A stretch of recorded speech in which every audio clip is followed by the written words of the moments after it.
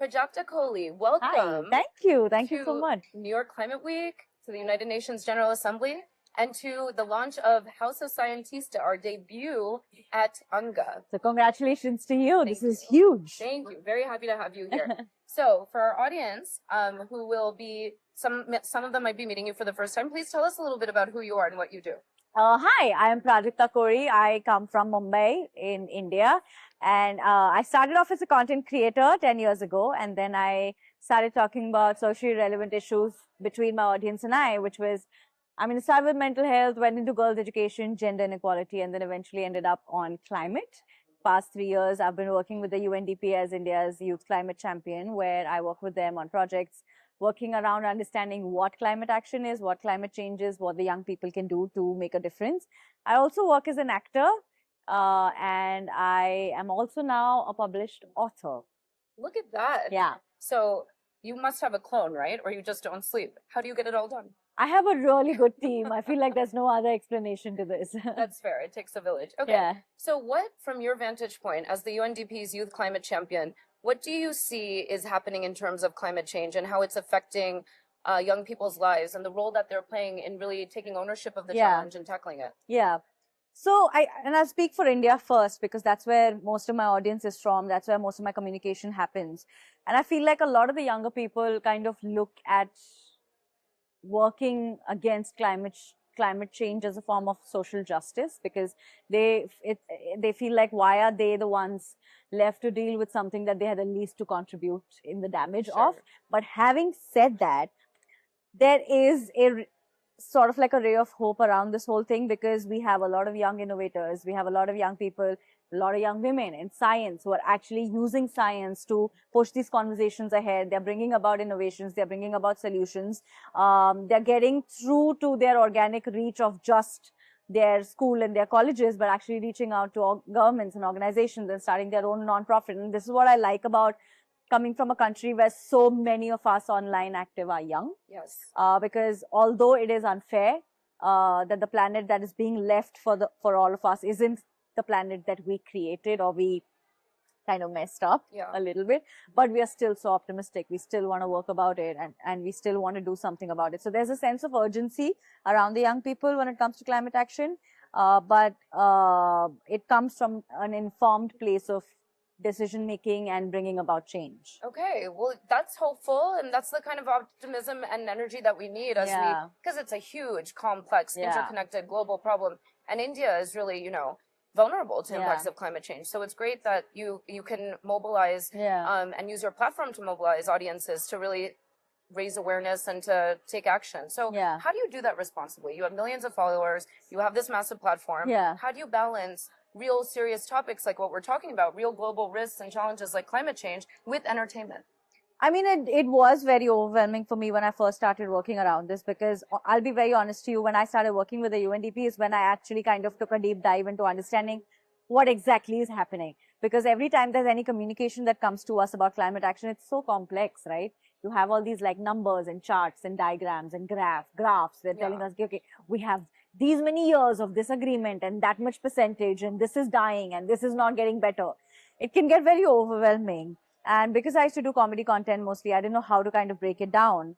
So I realized that in a country like ours, the communication actually had to start very, very simple. So even if it is as simple as repeatedly telling people to segregate their waste, repeatedly telling everyone online to not use single-use plastics, to have a composting pit in their house, to make sure that they do not waste electricity, do not waste water, all of that.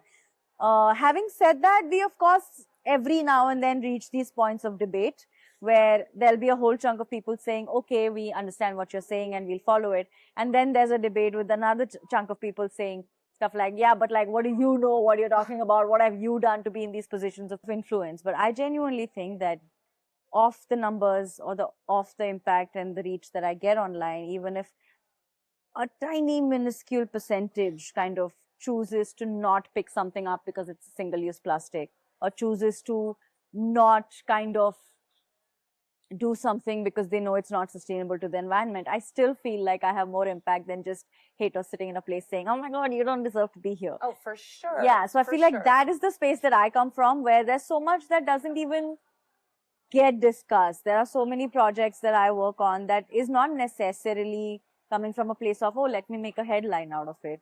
But at the same time, it's still work that I partner with on many organizations in doing. So it is sometimes a tricky place where I get annoyed and I'm like, shut up, what do you know? But I mean, that's fine. I mean, that's what makes the internet so democratic, right? Yeah. Like, that's you need both sides to kind of help you do better. I mean, that's real talk. Thank you for sharing that, because yeah, you're making yourself vulnerable, but it's for the right reasons. It's for a really good cause. We really appreciate that you lend your voice to this. The world appreciates it. The planet appreciates it ultimately.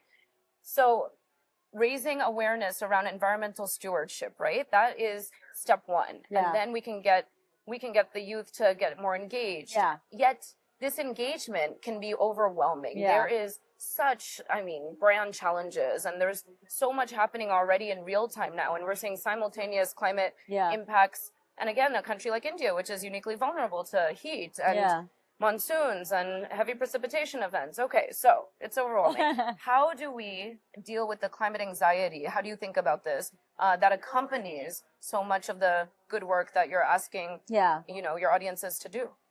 Again, this is like, and this is such a tough spot for everyone who's working around this, because you can't just go to someone and be like, don't feel anxious. That's stupid. Which is why starting small and understanding that there are a lot of things that are not in our control. But then again, because we are active members of society in whatever capacity, there are many things that are in our control, which includes little changes in your life, like segregating your waste, making sure that you are not overbuying, or making sure that you're not using single-use plastics, or making sure that you're composting, making sure that you're trying to grow your own food, or in any sense of supporting local farmers. So there are so many things. I did a video on my YouTube channel actually speaking about this. Like, these are also another thing that works is, a lot of times, a lot of people think that moving to a sustainable organic life is more expensive. Right. Because that's a misconception we have to change. Yeah, because a plastic bottle is 15 rupees, but a glass bottle is 100 rupees. So giving them sustainable options, also giving alternatives. You can't just go around thinking that, okay, I can't do this from today. There has to be an alternative because life has to keep going on. So spending the time for yourself and for your family and actually doing this research could be a really good step in kind of then coming from a place of knowledge, so anxiety doesn't kind of trouble. I love that. Okay, you are just filled with so much information. It's incredible what you're able to share with your audiences. So we need to ask you for one more piece of advice to our scientistas that are tuning in. These are women who lead with science. That's what we refer to a scientista as. And give them some advice. What can they do to build their platforms, to feel confident in leading with knowledge and information and data and facts, just like how you are sharing with your audiences? What advice would you give to our scientists? I think in my 10 years as a creator, if there's something I've learned, is that any sort of issue that needs to be communicated goes through a lot easier if it takes any shape or form of storytelling. I mean, and I say this all the time, please don't put creatives. Please don't make graphic creatives just talking about numbers. If you're talking to younger people, they will respond more to stories. If whatever has to be communicated is you looking like this, sitting in front of a camera talking about it, that'll do a lot more than just something written on a post, yes, you know? Very smart. So I think, and simplify it. I know science can get very complex for regular people like me to understand. So, but it's something that affects my life. It's going to affect my future. So I want to know about it. So speak to us like you're speaking to like a child trying to understand a concept. Yeah. So that it's easier for us to believe you and act on what you have to suggest. I love that. Well, thank you, Prajakta.